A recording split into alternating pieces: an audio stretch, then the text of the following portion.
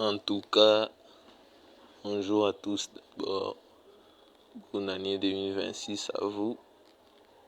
J'aimerais vous dire que j'ai supprimé toutes les vidéos profanes, des chanteurs profanes, parce que je me suis repenti, je suis devenu chrétien. Maintenant, je vais parler d'un autre sujet, du foot. Le Real Madrid en crise après 2 défaites consécutives sur le score de 3-2 contre Albacete avec un doublé de GFT côté Albacete. Ceux qui ont marqué au Real, c'est Mastantuono et Gonçalo Garcia.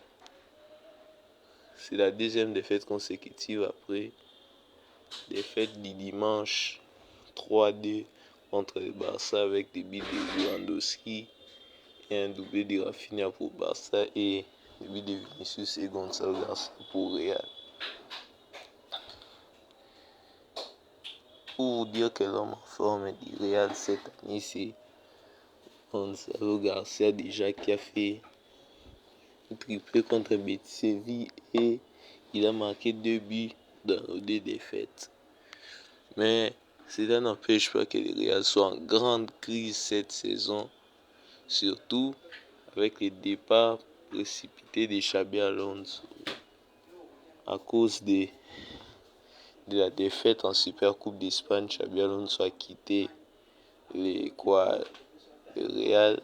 Maintenant c'est Alvaro Arbeloa qui prend la tête. Mais Alvaro Arbeloa a un échec dès son premier match contre Albacete, vraiment contre Albacete. Défaite en plus, tout le monde était là sauf Mbappé. En tout cas, moi le Real cette saison on ne joue que pour Mbappé.